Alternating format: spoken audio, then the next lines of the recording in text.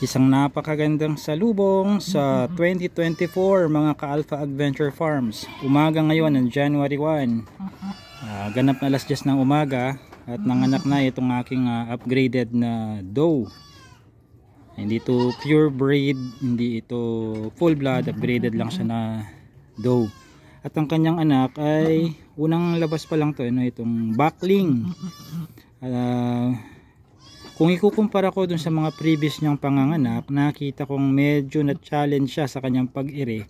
Medyo napatagal din ng mga ilang minuto kumpara dun sa mga nakalipas niyang panganganak, parturition, dahil may kalakihan itong kanyang anak. Ang tatay kasi nito, ayun siya. Ayan, yan ang salarin. Yung red bowerback na yan. Mas malaki ang anak na ito kumpara sa mga nakalipas niyang mga anak. Di ko alam kung meron pang kasunod, kalalabas lang nung ni-record ko tong video na to. Maliban sa pagbabahagi ng good news, ng kasiyahan ko sa inyo, magbibigay na rin ako ng mga tips.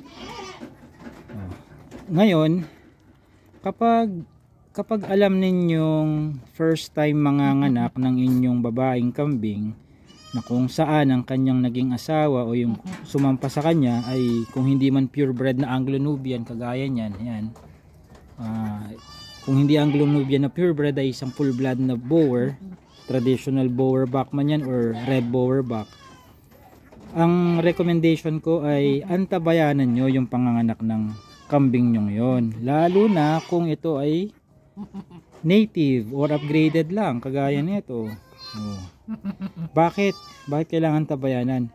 Dahil narinig nyo naman sa akin kanina, kung ikukumpara ko yung bilis ng panganganak nitong doe na to sa mga nakalipas niyang mga panganganak na kung saan ang sumampa sa kanya ay hindi purebred na Anglo-Nubian at hindi rin full blood na bowerback, mas mabilis ang mga yon kumpara dito. Gaano ba kabilis ang sinasabi ko? Dati in less than 5 minutes lumalabas ang anak eh. Pag pumutok na yung tawag doon, hindi naman bahay bata, bahay kambing, yung ano niya, yung water bag niya, pag pumutok yun noon mabilis, in less than 5 minutes, minsan nga less than 3 minutes lumalabas. Ito umabot halos ng 10 minutes. Although it's not out of the ordinary, dahil ang pagle-labor naman ng kambing ay 30 minutes yan. According dun sa pinag-aralan ko, pag-aaral ko, maging aligaga ka lang or maging concern ka lang kapag 30 minutes na nagle-labor, 30 to 60 minutes ay hindi pa rin lumalabas ang anak. So hindi siya out of the ordinary, pero nabanggit ko lang yon kasi based on my observation at in previous record, medyo mas natagalan siya ngayon kumpara dun sa mga nakalipas. Mas malaki to kumpara sa mga nakalipas niya. Bakit kailangan bantayan? You might be asking, sa mga baguhan, sa mga may experience na sa pagkakambing, maaaring hindi para sa iyo ang video na to. So doon sa mga baguhan lang. Ang tanong nyo ngayon malamang ay bakit kailangan bantayan? Nakakatulong ba ang pagtitig mo doon sa kanyang pag-ire? Hindi yun syempre. Kailangan bantayan, hindi para bantayan lang, panoorin lang, i-TikTok lang siya, i-video lang, i-vlog lang siya, hindi yun. Kailangan siyang bantayan para makapag-decide ka, na pasok pa rin doon sa angkop na oras na hindi malalagay sa alanganin ang anak o ang nanay or pareho. Makapag-decide ka kung kailangan na bang tumawag ng veterinaryo, kung suhi ba yung anak niya, or kung kailangan na siyang turukan ng oxytocin, pampahilab ng tiyan para may iri niya. Ngayon, yung observation pagdating sa ganun, yung decision making, syempre kailangan meron kang prior experience sa pagmamonitor ng mga nanganganak na kambing. Dahil paano mo nga naman masasabi na ito kailangan na ng veterinaryo dito, ay ito kailangan ng turukan ng oxytocin, kung wala ka pa namang previous point of comparison doon sa madali siyang nanganak o nahirapan siyang manganak. Kaya kapag nagsisimula pa lang sa pag-aalaga ng kahit na anong hayop, kahit na anong hayop pa, hindi lang kambing, hindi lang manok, kahit na anong hayop, magandang hands-on ka sa umpisa, lalo na ikaw na may-ari. Bago mo iatang or ipanibahala sa iyong farm manager or caretaker. Iba pa rin kasi na kapag ikaw ang may-ari ay siksik ka ng experience based knowledge sa negosyo mo. O, itong pagkakambing ko na ito, itong pagpa-farming ko na to, hindi lang ito noon syempre libangan, pero nag-transition na tayo from hobby, naging na siyang business. Kung nung hobby pa lang ano na ako dito, super hands-on na ako. Ngayon lalo't higit ngayong business na ito. Ayan. So kailangan nyo, kasi baka mamaya inisip ninyo na kambing yan, mga anak mag-isa yan, di yan kailangan ng umadrona. Meron din pong namamatay na anak, may namamatay ding nanay, o namamatay pareho pag hindi lumabas sa tamang panahon. Malalason kasi, parang tao lang din yan, no? Pag hindi lumabas ka agad, pwedeng malason yung anak or yung nanay din due to infection, no? So pag lumabas yung ganyan, hayaan nyo lang na yung nanay ang maglinis sa kanyang anak. Kung may basa, ako wala akong dalang basahan ngayon, pero in case gusto nyong punasan ang anak niya, yung ano lang, ilong, ulo lang, no? The rest, iwan nyo yung trabaho nyo sa nanay niya. Huwag tayong masyadong mapapel. Huwag tayong pala decision. Hayaan natin yung nanay niya ang gumawa ng trabahong yun para sa kanya na yun, no? Huwag natin siyang agawan. Ayan. So after nito, pupurgahin ko na itong dough. Sa mismong unang araw after niya mga anak, pupurgahin ko na yan. Kailangan mapurga na ito. Yan, yung balahibo naman niya, tayong-tayunan, no? Pangit na balahibo niya. Hindi kasi ako nagpupurga ng babaeng kambing the moment na nasampahan na ito. Nung una, maraming taon na nagdaan, nagfe-fenbendazole pa rin ako, yung sinasabing pamurga na safe sa buntis. Nag-aaral kasi ako. Doon ko nalaman na meron pa ring posibleng maging cause ng congenital abnormalities yung fenbendazole. Kasi yung kumbaga sa mas simpleng kwentuhan lang, yung tinanggal na kapasidad ng fenbendazole na meron sa albendazole ay yung kakayanan lang na patayin yung mga bulate na nasa atay, yung tinatawag na liver fluke, no? So yun ang tinanggal doon sa fenbendazole. Now, hindi ibig sabihin wala nang epekto yan, no? Pero alam mo, sa totoo lang, nung nag-aaral ako sa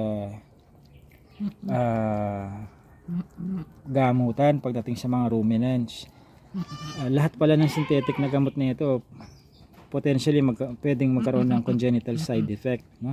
Basta synthetic na gamot.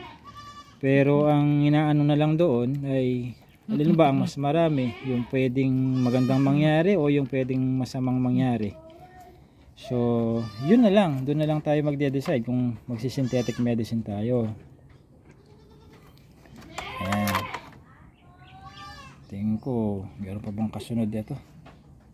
So after purgahin ito sa unang araw, i-injectan ko rin ito ng B-complex at saka ng DCM. B-complex, DCM, ang nanay B-complex at saka DCM, purga, B-complex, DCM. Tapos bibigyan ko rin ng kinabukasan naman ng iron at saka ng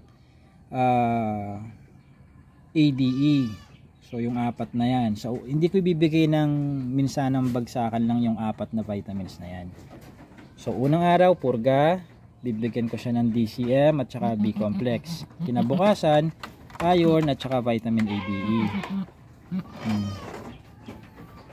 Itong anak naman, sa unang araw wala akong ibibigay, itutusok sa kanya, no?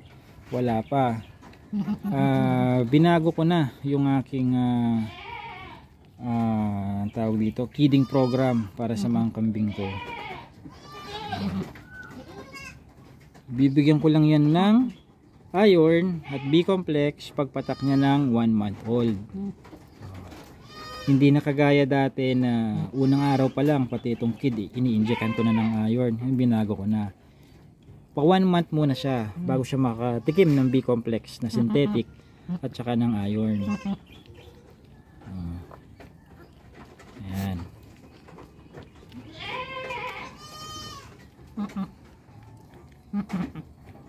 So tapos after a week paliliguan ko na itong dough.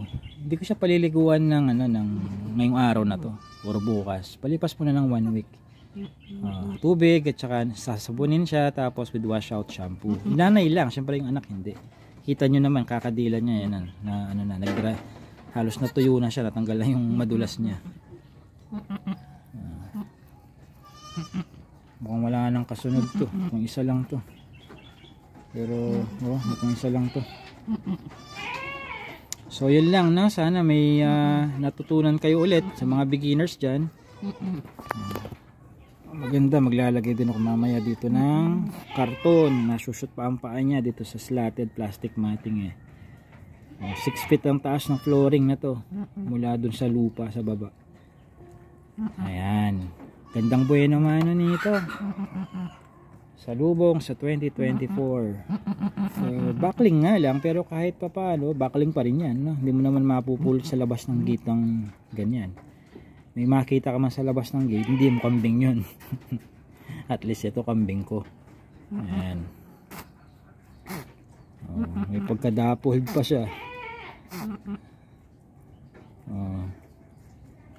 Madalang nga lang yung niya, batik-batik niya. Ayan. Nakuha niya sa nanay niya tatay naman niya puro pula, red bowerback. Siya, yun na muna. Sa mga gustong magpa-reserve na ng mga upgraded goats kagaya niya, sa Mayo pwede nang i-release to, 5 months na siya noon. Iiwan ko dyan sa link sa description box yung link kung paano kayo at saan o-order at kung magkano, saan pipikapin. Click nyo na lang ang link, nandun ang sagot sa mga basic questions nyo na yon. Sa mga gustong matuto ng aking mga programa sa pagkaalaga ng kambing, isama nyo na pati marketing. Nandyan din sa description box yung link sa aking goat farming seminar. Pre-recorded video yun, panonoorin nyo na lang yung video. Mahigit 4 na oras ang module 1 patungkol sa pag-aalaga at yung module 2 patungkol sa marketing. So sumatotal hindi na bababa sa 5 oras na upuan, panonood na pag-aaral ang gagawin ninyo. So this has been JC De Guzman, greeting you a happy 2024. Maraming salamat.